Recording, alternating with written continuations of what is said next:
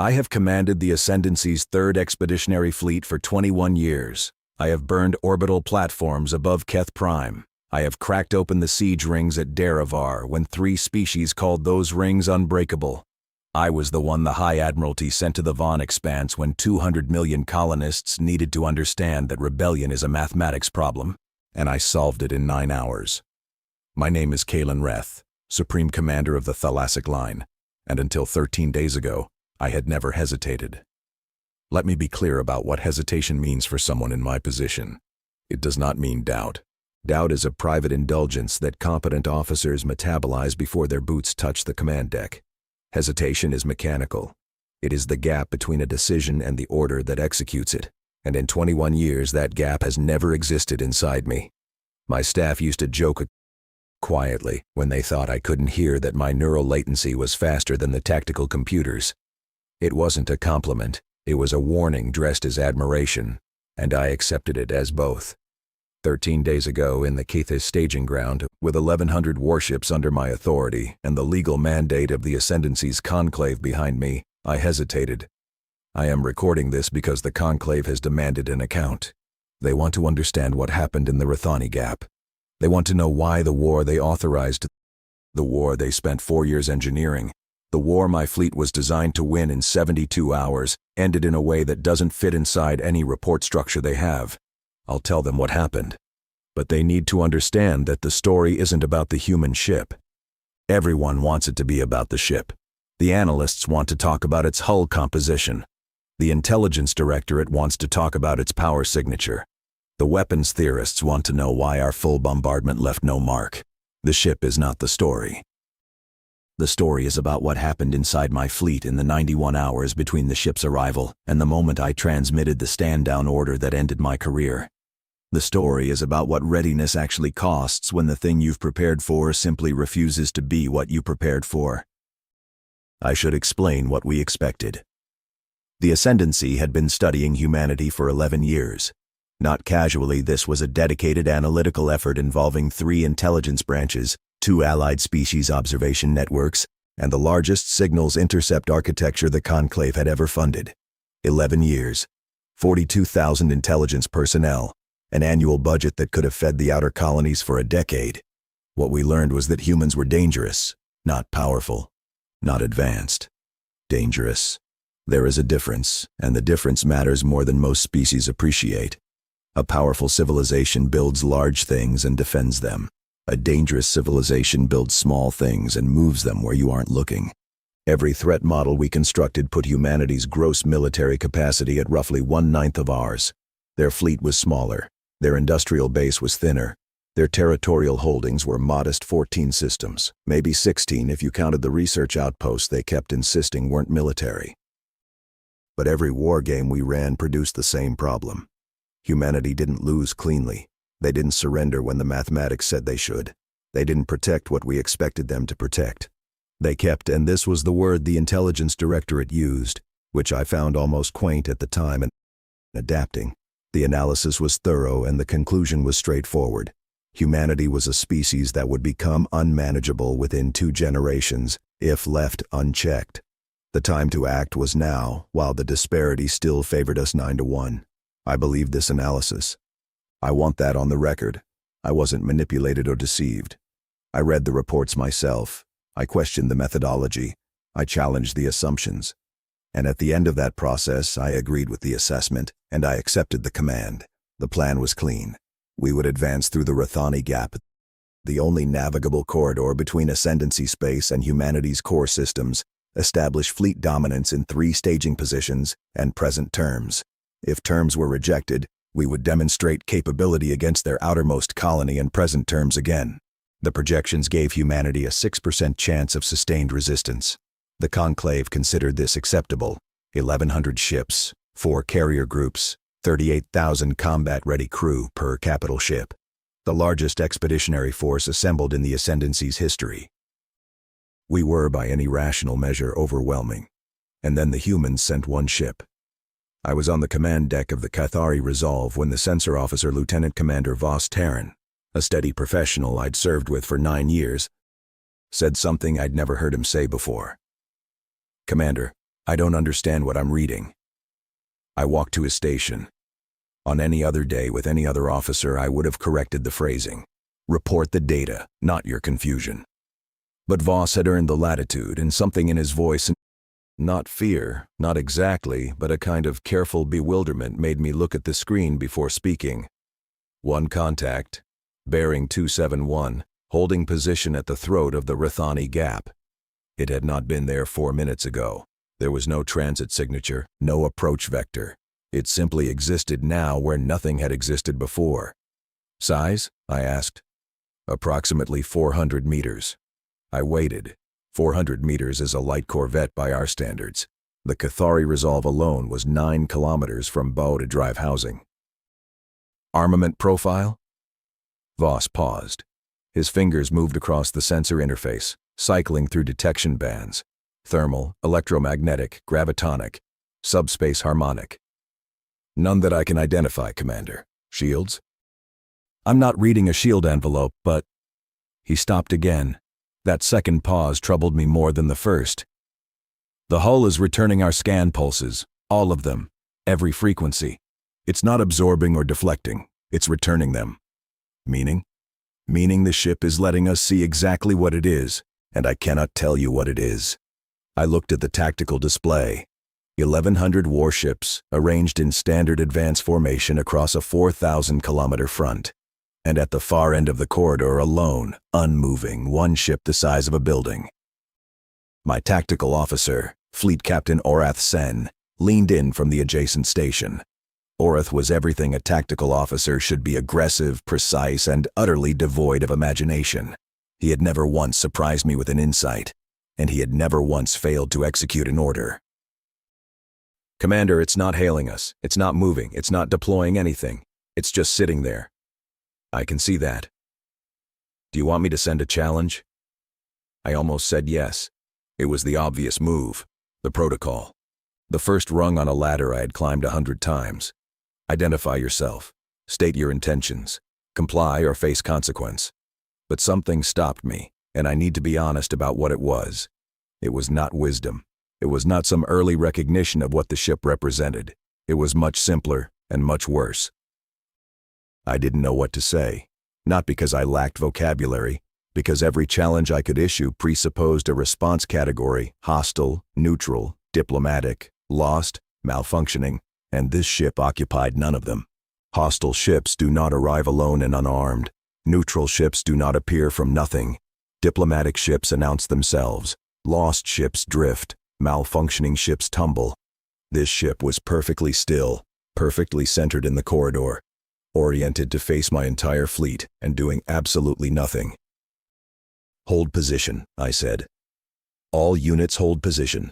No transmissions, no targeting locks, no active scanning beyond passive arrays. Orath stared at me. In 9 years, I had never opened an engagement sequence with hold. Commander.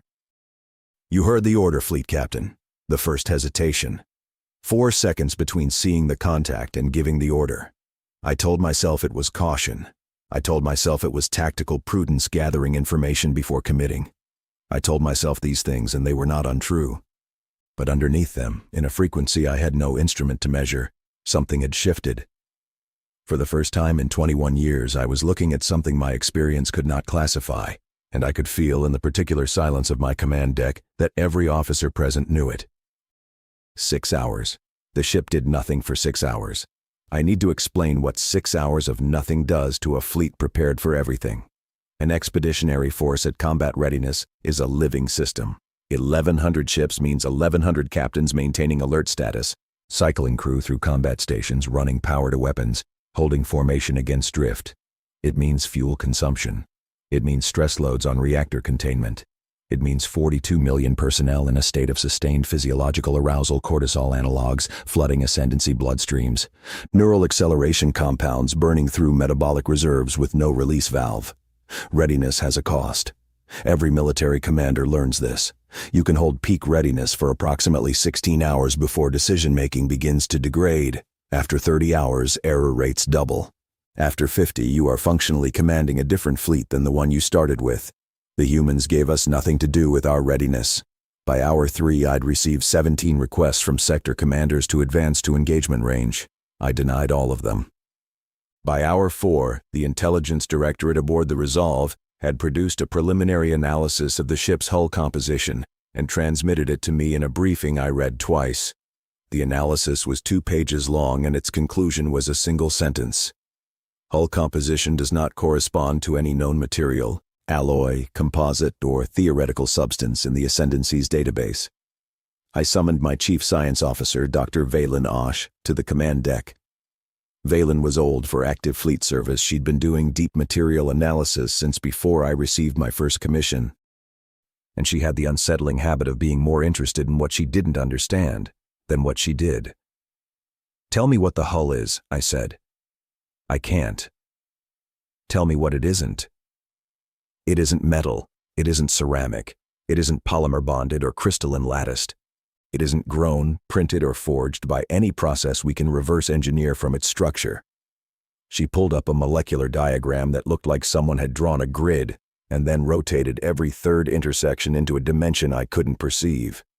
"Commander, the grain structure of this material doesn't have analogs. It's not that it's stronger than what we have. It's that the concept of strength as we apply it to materials doesn't seem to be the relevant metric." "Then what is?" Valen looked at me with the expression she reserved for questions she found genuinely interesting, which was the expression I had learned to dread. "Patience," she said. "Explain." "The molecular bonds aren't rigid. The best word I have is settled. Like a stone that's been in a riverbed so long the water has shaped it into the exact form that offers no resistance. This isn't a material that was engineered to withstand force. It's a material that was engineered to make force irrelevant." I dismissed her and stood alone at the forward viewport for 11 minutes. I know the exact duration because the deck log recorded it, and the conclave later flagged it as evidence of command hesitation. 11 minutes. Looking at a 400-meter ship that was doing nothing, saying nothing, showing nothing, and understanding with a clarity I couldn't yet articulate that nothing was the message. By hour 9, my senior staff was fracturing. Not openly, not dramatically.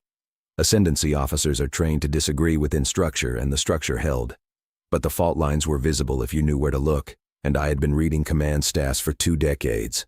Fleet Captain Orith Sin wanted to fire. He hadn't said it yet in those words, but his every recommendation pointed toward it. Move to engagement range, establish targeting solutions, deploy the forward screen. Each suggestion was individually defensible, and collectively they built a single argument. "We have come here to project force. That object is in the way. Remove it." My intelligence chief, Commander Dreth Val, wanted to communicate. He'd drafted 14 versions of a contact message, each calibrated to a different assumption about what the ship represented. Diplomatic overture, automated probe, decoy, psychological operation. He was a thorough man, and his thoroughness was eating him alive because thoroughness requires categories, and this ship gave him none. Dr. Valen Osh wanted to study. She had already submitted a formal request to approach the ship with a science shuttle, which I denied, and an informal request to at least increase active scanning resolution, which I also denied because every active scan we'd sent had come back returned, and I didn't know what a higher-powered return scan might mean. And then there was Captain Maven Dross, commander of the Pale Meridian, and the officer I trusted most in the fleet. Maven was my oldest colleague, my most frequent sparring partner in tactical exercises, and the only person in the Ascendancy's military hierarchy who had ever told me I was wrong to my face and been correct. Maven's recommendation, delivered privately over an encrypted channel at hour 8, was the one that kept me awake. "Kalen, turn the fleet around." "On what basis?" "On the basis that we are 1,100 warships staring at a single unarmed vessel, and we are the ones who are afraid." "I am not afraid. You've been staring out a viewport for a cumulative 40 minutes in the last 4 hours. Your galvanic response readings are flagged in the medical system. You haven't eaten. You are afraid, and so is every captain in this fleet. And the fact that none of us can identify what we're afraid of is exactly why we should leave. The Conclave authorized this action. We have a legal mandate. The Conclave authorized a war that," she pointed at the tactical display, at the single patient dot, "is not a war. I don't know what it is. and neither do you. And the moment we fire on something we can't identify, we become the species that fired on something it couldn't identify, and that is a sentence the galaxy remembers. I told her to maintain position and close the channel.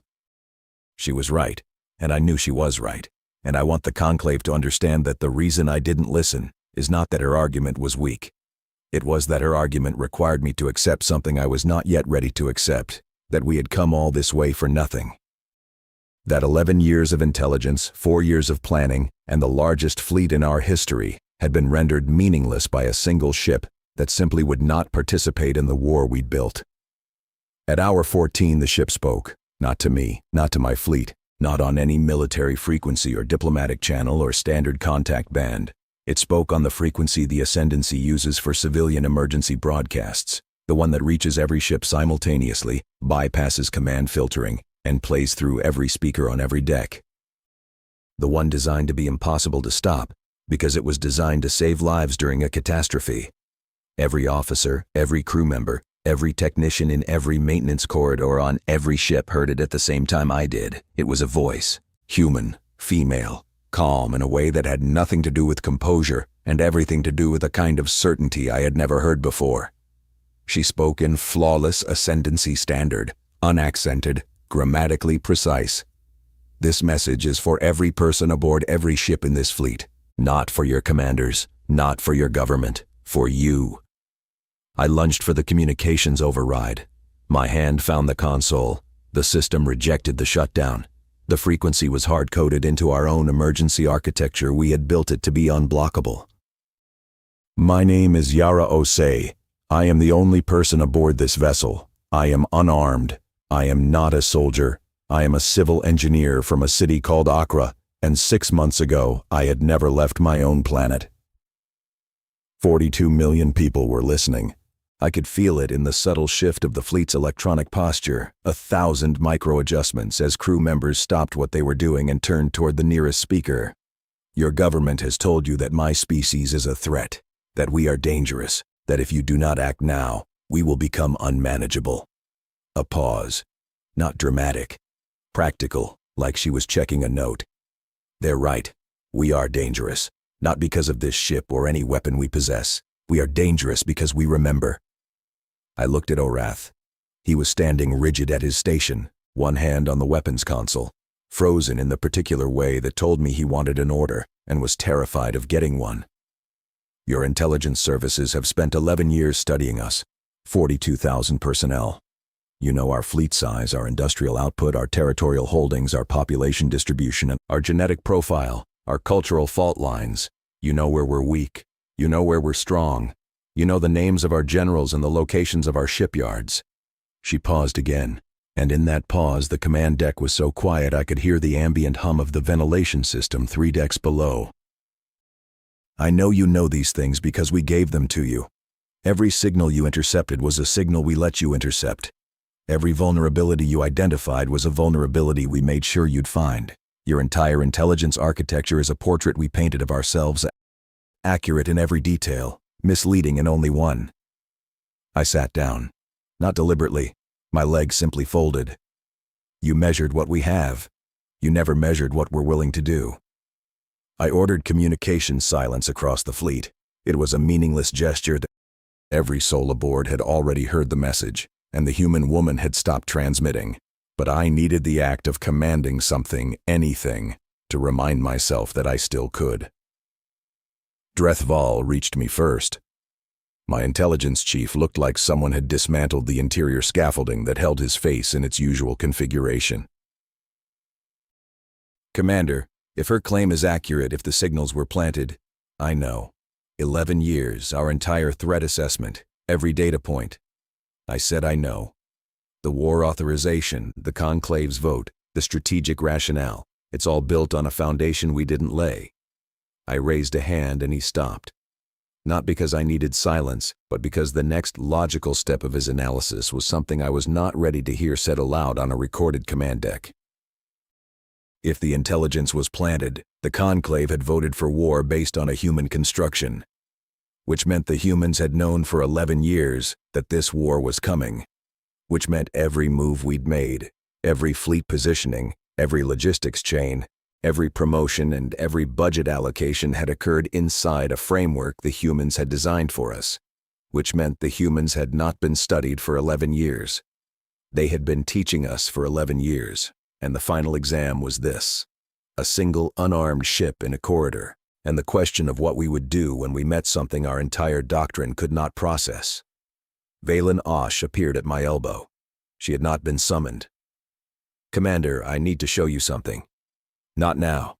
"Now." She had never used that tone with me. Her hand was shaking, and Valen Osh's hands had been steady through 3 hull breaches and a reactor incident. "The hull material. I kept running analysis during the transmission. The molecular structure I showed you, the settled bonds." "What about them?" "They're not manufactured. They're grown. The crystalline lattice shows depositional layering consistent with biological accretion, geological accretion. Whatever made that hull didn't build it. It accumulated it." She swallowed. "Commander, the closest analog I can find in our material science database is fossilized coral, the kind that takes 100,000 years to form. You're telling me the ship is old. I'm telling you the ship is patient. The hull wasn't designed to resist our weapons. It was designed to outlast anything we could possibly do, not by being strong, by being finished, by having already become the thing that doesn't need to resist, because resistance implies there's still a contest." I looked at the tactical display. The ship hadn't moved. "How old, Valen?" "If the accretion model holds, and I'll be honest, Commander, I'm extrapolating far beyond confident bounds. The youngest layer of that hull is older than the ascendancy." The silence that followed was not the dramatic silence of fiction. It was the working silence of professionals recalculating the foundations of their world. I could hear it happening not in words but in the micro sounds of people shifting their weight, adjusting their breathing, touching their consoles as if confirming the instruments were still real. Orith broke it. "Commander, none of this changes the tactical situation. 1 ship, 400 meters, no weapons, no shields. We have 1,100 warships. Whatever that hull is made of, we have enough concentrated firepower to what?" Maven's voice cutting through the encrypted command channel. I hadn't realized the link was still open. "Finish the sentence, Fleet Captain. Enough firepower to what? Crack a hull that's been forming since before our species built cities. Fire everything we have at something that returned our scans. What do you think happens when a material that sends back everything it receives is hit with the combined output of 1,100 warships?" Orith's jaw tightened. "We don't know until we try." "That," Maven said quietly, "is exactly the sentence that ends civilizations. I want to tell the Conclave that what happened next was a considered decision. I want to say I weighed the options, consulted my staff, evaluated the strategic implications, and arrived at a rational conclusion informed by the best available data. That would be a lie. What happened was this. At hour 19, I ordered the fleet to advance to weapons range. I did it because I was afraid, and because fear in a person who has never been afraid is a kind of madness. It bypasses every system you've built to govern yourself. 21 years of discipline, 21 years of measured response, 21 years of being the person the room looked to for clarity and fear, walked through all of it like it wasn't there. I did not advance to attack. I advanced to prove to myself, to my fleet, to that silent patient ship, that we were still real, that our 1,100 warships were not decorative, that our readiness meant something, that the 4 years of planning and the 11 years of intelligence and the mandate of the Conclave were not a story someone else had written for us. The fleet moved, 1,100 ships in synchronized advance, closing the 4,000-kilometer gap at combat approach speed. It was, and I say this without pride, beautiful. The formation was flawless, every ship in position, every targeting system active, every weapon charged. The combined energy output of the 3rd Expeditionary Fleet, concentrated on a single point in space, represented more destructive power than had been directed at any single target in the Ascendancy's history. The human ship did not move. At 2,000 kilometers, I ordered targeting locks. The human ship did not move. At 1,000 kilometers effective weapons range for our primary batteries, I gave the order I had never given without certainty and gave now from its absence. All ships, fire. 1,100 warships discharged simultaneously. plasma batteries, kinetic accelerators, directed energy weapons, gravitic disruptors, every system in our arsenal focused on a 400-meter target. The combined output would have cracked a moon. The light was blinding. Our visual filters engaged automatically, and even through dampening I could see the command deck bathed in white. The energy readings on the tactical display spiked beyond the scale's upper limit, and the system switched to logarithmic notation to keep the numbers on screen. It lasted 12 seconds. 12 seconds of everything we had. And then it stopped, because our capacitors were empty. The visual filters disengaged. The ship was there, unchanged, unmoved, undamaged. No scorch marks, no energy dissipation signature, no thermal bloom, no debris. Not even drift. The kinetic force of 1,100 ships' bombardment had not pushed it 1 centimeter. The energy had gone somewhere. I could see it in the residual readings. The scans showed massive energy absorption across the hull's surface. Our weapons had poured everything into it, and the ship had simply taken it. Like a stone in a riverbed. Like a thing so settled that force was not a relevant concept. For 30 seconds, no one on the command deck spoke. Then Voss Terran, my sensor officer, the steady professional, the man I had served with for 9 years, said something in a voice I didn't recognize. "Commander, the ship is transmitting." "The same frequency?" "No, direct beam. To us. Only us." "Let me hear it." Yara Osei's voice filled the command deck. Same calm, same certainty. No anger, no triumph. Nothing that sounded even remotely like a person who had just been fired upon by the largest fleet in galactic history. "That was everything you have." A statement, not a question. "I want you to understand what just happened. You fired everything you have at one unarmed ship crewed by one person, and nothing happened. Not because I stopped it. Not because this ship has weapons you can't see. Nothing happened because force is not what this ship is for." I could hear my own breathing. It sounded ragged, alien, like it belonged to someone I didn't know. This ship is a question. The question is, what will you do when force doesn't work? Your government spent 11 years measuring us to find the answer. They assembled the largest fleet in your history to deliver it, and the answer you just gave with 1,100 ships is that you don't have one. I looked at Orath. His hand was still on the weapons console. His face was gray, not frightened, empty. The expression of a man whose primary skill had just been publicly, irrevocably demonstrated to be meaningless. "I'm going to stay here. I'm not going to move or fire or leave. I'm going to sit in this corridor for as long as it takes for someone on your side to understand that the next step is not a weapon. It's a conversation." The transmission ended, and I sat in my chair, in the silence of a command deck that had just watched its own doctrine evaporate, and I understood what Maven had tried to tell me 9 hours ago. We were not the ones conducting this operation. We never had been. What happens to a fleet that cannot fight? I'll tell you, because the Conclave needs to understand this, and because no training exercise or war college simulation has ever modeled it. A fleet that cannot fight does not remain a fleet. It becomes something else, a collection of ships containing people who have suddenly discovered that the thing that organized their lives, the purpose that justified their presence, the hierarchy that gave every action meaning, is a fiction. By hour 30, I had received 412 requests for clarification from ship commanders. Not request to attack, not request to withdraw, request for clarification. What are we doing here? What is the mission? What are our orders? I had no answer. By hour 40, the medical bays across the fleet were reporting a 30% increase in anxiety-related incidents.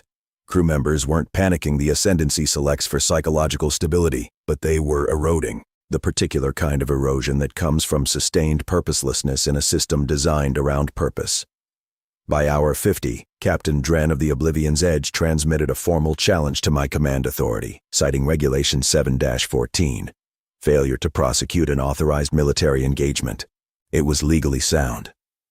3 other captains co-signed within the hour, and at hour 52, Orath Sen came to me in my quarters. He didn't sit. He stood just inside the door, shoulders back, and I could see in every line of his posture the thing he was about to say. "Commander, I am requesting permission to lead a strike group of 20 ships on a direct approach. Ram speed, physical impact. Whatever that hull is made of, it occupies space. It has mass. 1,100 ships at weapons range couldn't scratch it. 20 ships at ramming speed." would kill 20 crews, would give us data, would tell us if the ship can be moved, would demonstrate that we are not. He stopped. His jaw worked. Commander, the fleet is dying, not from weapons, from waiting. If you will not fire and you will not retreat, then give me 20 ships and let me prove we're still willing to die? To act. I looked at him for a long time. Orith Sen, who had served me faithfully for 9 years, who had executed every order with precision and without imagination, who was, in this moment, offering to throw himself and 20 crews against an immovable object, because the alternative sitting still, doing nothing, being irrelevant, was worse to him than death. Request denied. His face didn't change, but something behind it did, something structural, something load-bearing. I watched a man lose the last thing he knew how to do. Then what do we do, Commander? I don't know. I had never said those words on a command deck or in an officer's quarters or in any context where another member of the Ascendancy's military could hear me. In 21 years, I had said we need more information and the situation is developing and analysis is ongoing. But I had never said I don't know, because a Supreme Commander who doesn't know is not a Supreme Commander. She is a person wearing a uniform that no longer fits. Orith left. I sat alone, and in the silence, I did something I hadn't done since I was a cadet. I thought about what I was for. At hour 61, I opened a channel, not to the Conclave, not to my staff, to the ship. This is Supreme Commander Kalen Reth of the Ascendancy 3rd Expeditionary Fleet. I am speaking to you, Yara Osei, directly and on an unencrypted channel. I paused. The unencrypted part was deliberate. Every ship in my fleet would hear this. The Conclave, when the recordings reached them, would hear this. I was about to say things a Supreme Commander does not say, and I wanted witnesses because witnesses make retreat impossible, and I needed to make this impossible to retreat from. You said this ship is a question. I am prepared to answer it. 14 seconds of silence.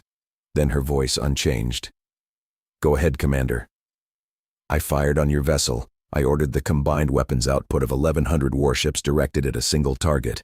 This was not a warning shot. It was an attempt to destroy you. You are aware of this. I am. The attack failed. My weapons had no effect. My tactical officer has recommended ramming. My government has authorized unrestricted engagement. I have the legal authority and the physical means to spend this entire fleet in the attempt to eliminate you. You do. I am choosing not to. Another pause. Longer. Why? And there it was. The only question that mattered. Why? Not what are your terms or what do you want or what happens next. Just why? I answered honestly. For the first time in my career, I answered a strategic question with the raw, unprocessed truth. Because you sent one person. The silence stretched. I kept talking, because if I stopped, I would start constructing justifications and the justifications would be lies. You could have sent a fleet. You had 11 years of warning. You knew the exact composition of our forces, the timing of our advance, the corridor we would use. You could have met us with a matched force or a superior one. Your technology is clearly capable of it. You chose to send one ship with one person and no weapons. I was standing now, speaking to an open channel, aware that 42 million people and the entire Ascendancy intelligence apparatus were listening. I have spent 21 years commanding warships. I have ended sieges. I have suppressed rebellions. I have made decisions that killed millions. And in all of that, I have never once encountered a species that answered 1,000 warships with one person. Not because they couldn't send more, because they wanted us to see that they didn't need to. I took a breath. You are not demonstrating your power. You are demonstrating your restraint, and the restraint is the message, and the message is that you have already decided we are worth not destroying. Yara Osei said nothing for a long time. When she spoke, her voice had changed, not softer, not harder, but somehow more present, as if she'd removed a layer between herself and the microphone. Commander Reth, I need to tell you something, and I need you to hear it clearly. I'm listening. This ship can't hurt you. It was not built to hurt anyone. It has no weapons, no offensive capability of any kind. The hull absorbs energy because that is what the hull does. It was grown, not built, and it was grown by people who decided a very long time ago that the strongest thing they could put into space was something that could survive anything without needing to fight back. My hands were trembling. I put them flat on the console. I am a 34-year-old civil engineer. 6 months ago, I was designing water reclamation systems for a coastal city that floods. I was chosen for this because I am not a soldier, and the people who sent me believed that mattered. They believed that when your fleet saw one ship and one person and no weapons, some part of you would understand what that meant. And what does it mean? It means we're not afraid of you. Not because we're stronger, because we've already decided what we're willing to lose to show you who we are. And what we're willing to lose is me. What followed was not a negotiation. The Conclave's diplomatic framework has structures for negotiation terms, conditions, offers, counteroffers, leverage assessment, compromise calibration. None of those structures applied. What followed was a conversation. It lasted 29 hours. I spoke with Yara Osei for 29 hours on an open channel while 1,100 ships held position and 42 million crew members listened. Not all of them, not continuously, but enough. Word moved through the fleet the way it always does, through mess halls and maintenance corridors and quiet exchanges during shift changes. The commander is talking to the human. The commander is still talking. We talked about water reclamation. She described the city she worked in Accra, on the coast of a continent called Africa, on a planet that floods because its climate was damaged 2 centuries ago and still isn't fixed. She described the engineering challenges, the saltwater intrusion into freshwater aquifers, the balance between seawalls that protect and seawalls that destroy coastal ecosystems. She described the community meetings where she sat with residents who would lose their homes to either the water or the wall, and how the job wasn't to pick which loss was acceptable, but to find the design that made neither necessary. I told her about Keth Prime, not the orbital bombardment, the part that comes after. The reconstruction mandate I'd overseen, which no one talks about because reconstruction doesn't fit the narrative of a supreme commander. The 18 months I spent coordinating logistics for a civilian rebuilding effort on a world I'd helped damage. The local engineer, a Cathari woman named Solène, dead now, age, who had told me, with a candor that still cuts, that the buildings I'd destroyed had taken her people 200 years to build, and my reconstruction schedule allotted 18 months. And did I understand the difference between a building and a place? I hadn't understood then. I told Yara I wasn't sure I understood now. She told me about her daughter, 7 years old, name of Abena, who had asked her mother before she left whether the aliens were going to hurt her. Yara had said no. Abena had asked how she knew. Yara had said she didn't, but she was going to go find out. I told her I had no children, that the career I'd built didn't leave room for that, and I had always considered the fleet my purpose. She didn't say anything to that for a while, and then she said, "A fleet is a purpose, a child is a reason." That sentence is the one I will carry for the rest of my life. Around hour 80 of the standoff, hour 19 of the conversation, I asked her the question. Your government knew we were coming for 11 years. You had the technology to build a ship we couldn't damage. You had the intelligence to know our exact force composition. You chose this. One ship, one person, no weapons. Why? Because the question was never whether we could stop you. The question was whether you could stop yourselves. And if we couldn't, if I had rammed, if my fleet had spent itself against your hull, then I would have died. The ship would have survived, but I probably wouldn't have. The hull absorbs energy. I'm just a person inside it. And then my government would have known that the Ascendancy answered one unarmed person with everything it had, and they would have grieved for me, and they would have sent no fleet and fought no war and waited. Waited for what? For you to finish. Finish what? Being what you are now. Empires are a phase, Commander. Every species that builds one eventually puts it down. Some put it down because they grow out of it. Some put it down because they exhaust themselves. We decided it was worth one life to find out which kind you are. I closed my eyes. The command deck was so quiet I could hear Voss Terran's breathing 4 stations away. Yara. Yes, Commander. I am going to issue a fleet-wide stand-down order. I am going to turn my ships around. The Conclave will relieve me of command. I will likely face tribunal. I need you to understand that this is not a negotiation or a treaty or a diplomatic exchange. This is a military officer ending a military action because the action has no purpose. I understand. I need one thing from you. Name it. When the Conclave sends someone to ask why I did this, and they will, don't tell them about the hull. Don't tell them about the technology. Don't tell them about the intelligence operation.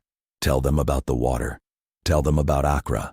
Tell them about the floods and the seawalls and the meetings where you sit with people who are going to lose their homes. Tell them what you told me about your daughter. A pause. Why? Because they'll understand the hull the way I understood it. They'll see it as a weapon, and the moment they see it as a weapon, they'll start building one, and we'll be back here in a generation with bigger ships. But if you tell them about the water, my voice cracked. In 21 years, my voice had never cracked. If you tell them about the water, some of them might understand what I understand now. And what do you understand now, Commander? That you didn't send a warship. You sent a civil engineer. And the fact that a civil engineer, a person who builds things that keep water from drowning a city, was your answer to 1,100 warships means that your civilization has already solved something mine hasn't learned to ask. I gave the order at hour 91. All ships, all commands. This is Supreme Commander Kalen Reth. Execute full fleet reversal. Navigation, plot return course to Caithus staging ground. All weapon systems to cold standby. All targeting locks dissolved. This is not a tactical withdrawal. This is a stand down. The operation designated Rathani Advance is terminated by my authority, effective immediately. 400 captains acknowledged within the first minute. 300 more within the next 2. The remaining 400 followed in scattered sequence over the next 10 minutes, each acknowledgement carrying its own weight, some clipped with fury, some soft with relief, some silent, except for the regulation ping that meant received and complying. Oreth Sen did not acknowledge. His ship, the Burning Theorem, held position for 19 minutes after the order. I didn't hail him. I didn't repeat the command. I waited because I owed him the time to decide whether he would follow me out of a war or stay behind in one. At minute 19, the Burning Theorem turned. No acknowledgement, no communication, just the slow, heavy rotation of a warship reversing course. And in that turn, everything Oreth Sen had believed about himself and his purpose, folding closed like a book. I watched 1,100 ships turn their backs on a single unarmed vessel crewed by a water engineer from a flooding city. It was the most powerful thing I have ever seen. Maven's voice reached me, private channel, as the fleet moved. Kalen. Maven. You know what happens next. Tribunal. Probably imprisonment. Possibly execution for dereliction. Yes. I know. Was it worth it? I thought about Yara Osei, about her daughter asking if the aliens would hurt her mother, about a 7-year-old girl on a planet I'd been sent to threaten who was right now waiting for her mother to come home from the war that wasn't. The Conclave sent 1,100 ships to prove the ascendancy is powerful. One woman in a single ship proved that power is the wrong question. I have spent my career providing the wrong answer to everything. This is the first correct thing I have done. The Conclave won't see it that way. The Conclave can see it however they want. The fleet turned. 42 million people watched a civil engineer sit unarmed in front of everything we had and not flinch. That's in them now. You can tribunal me. You can execute me. You cannot unshow 42 million people what restraint looks like when it comes from certainty instead of weakness. Maven was quiet for a long time. I'll speak at your tribunal. You'll damage your career. Kalen, I watched you fire everything we had at a woman who builds water systems, and then I watched you talk to her for a day and turn the fleet around. If my career can't survive telling the truth about that, it's not a career worth protecting. The Conclave relieved me of command 9 hours after we returned to Caithus. The tribunal began 4 days later. It lasted 11 weeks, during which the Conclave tried very hard to make the Rathani Gap incident into a story about command failure, intelligence compromise, and technological inferiority. They failed. Not because of my testimony. Not because of Maven's defense. Not because of any legal argument or strategic reframing. They failed because of what the fleet carried home. 42 million crew members returned to the Ascendancy with a story that no official narrative could overwrite. They told it in mess halls and family homes and late-night conversations on shore leave. They told it to their children and their partners and their friends who served on other ships in other fleets. The story was simple. We brought everything. They sent one woman. She wasn't even a soldier, and she wasn't afraid. That story moved through the Ascendancy like water through a cracked seawall. Not fast, not dramatic, but constant and ungovernable. Within 6 months, the Conclave's war authorization had become politically untenable. Within a year, the first formal diplomatic channel between the Ascendancy and humanity was opened. Within 3 years, an engineering exchange program brought Ascendancy water infrastructure specialists to a coastal city called Accra, where they worked alongside humans on a seawall that didn't destroy the coast it was meant to protect. I was not part of any of it. My career ended in that corridor. My rank was stripped. My commission was revoked. I spent 2 years in a detention facility and emerged into a world that had changed in ways I could see but could not take credit for. I am recording this account in a small room in a provincial city far from the capital. I have no rank. I have no authority. I have no fleet. The uniform I wore for 21 years is in a storage container I have not opened. But I have a letter. It arrived 3 months after my release, forwarded through 7 intermediaries to keep the sender's identity ambiguous, though I knew immediately who it was from. Inside was a photograph of a child's drawing blue water, a gray wall, and 2 figures standing on top of the wall looking out at the sea. One figure was small with dark hair.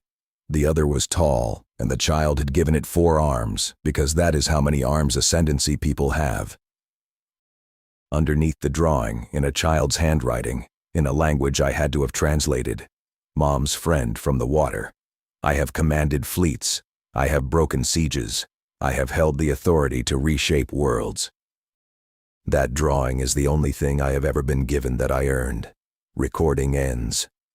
This account was entered into the public record by order of the Ascendancy Reconciliation Commission, over the original tribunal's objection, 14 years after the events described. Supreme Commander, retired, Kalen Reth, declined all requests to edit or annotate the transcript. The seawall at Accra was completed in joint construction and has held for 11 years. It is the first structure in Ascendancy engineering history to be credited to both species. The plaque at its base reads in 2 languages, built by people who chose to stop.